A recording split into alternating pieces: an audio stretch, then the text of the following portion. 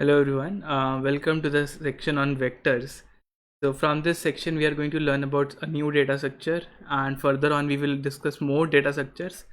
And what are vectors? We will talk about vectors, but first let's see why vectors are needed. Okay, we till now we have worked with arrays, but arrays have a problem. The problem is if you don't create a dynamic array, then the size of the array is fixed, and suppose you initially estimated there would be only 100 inputs, but later on you realized you need to expand the array, okay, because more number of inputs are given by the user. So vectors help us to solve this problem by creating dynamic arrays internally.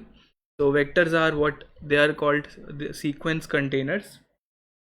So when we talk about C++ standard template library, you will often hear this word container. So container is nothing. A container represents a data structure. Okay, so vector is a container, and it is a data structure. Okay, so we will talk about little bit about STL from the next lecture also. So what is STL?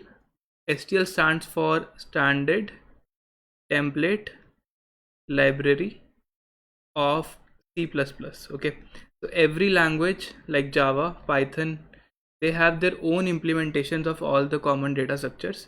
And one thing we can do is, if you're a beginner, it is important that we understand how a data structure is implemented. Okay, so the focus of this section would be how this is implemented, and second is in problem solving, if the question does not ask you to implement the data structure, so most of the times you have to use the data structure. Okay, so this part, how to use the data structure, it is important when you are solving problems, but how a data structure is implemented, it is important to understand the fundamentals of data structures. Okay, so we will cover the how part, and we will also see some examples of how to use vector while solving a problem. This standard template library gives you inbuilt vector so that you can directly use in the problems. But what we will do, we will first see how to use the vector class that is provided by C++ standard template library, and second, we will build our own header file to simulate the same data structure, and at that point we will dive deep into the implementation of a vector. Okay, so we will do both: how to implement a data structure, how to use inbuilt data structure, and how to use the data structure that you have implemented. Okay, so that's the whole goal of this section. So let's talk a little bit about vectors. So vectors are sequence containers. So as I said, what is a container? Container is a data structure. Sequence container means it stores items in a sequence like an array.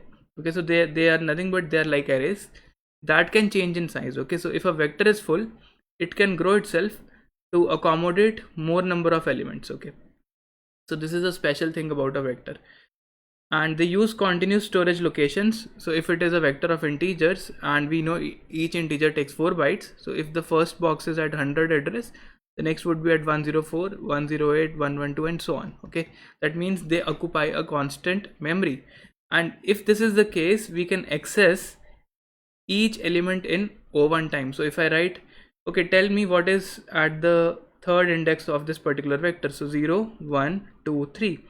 Now you may ask, how do we reach this address? Okay, so as I discussed earlier, so this operation is broken down by the compiler as star of v plus 3.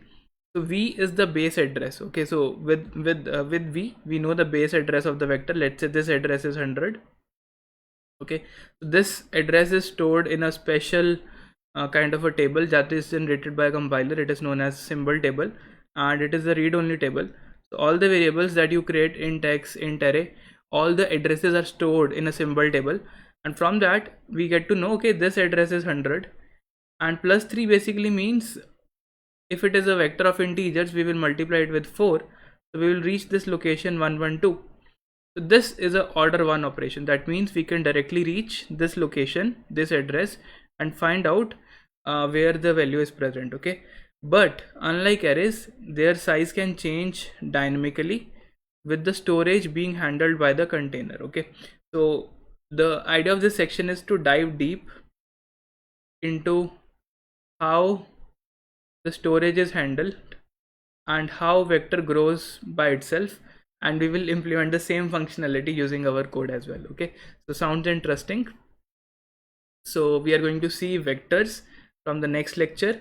So first I will show you how to use it, and then I will show you how to implement it. Okay, so we will follow a reverse order, because once you get an idea, okay, this is how I use a vector, these are the functions that vector supports, then we can think of the logic how we can implement such a functionality, and we will build our own vector class, and we will build a header file. Okay, so that you can include this header file to build your own library of data structures. Okay, once you know how to build header files, you can build your own library of all data structures after completing this course, including hash tables, priority queues, linked list, anything you can build. Okay, so that's all for this introduction. Let's see vectors demo next.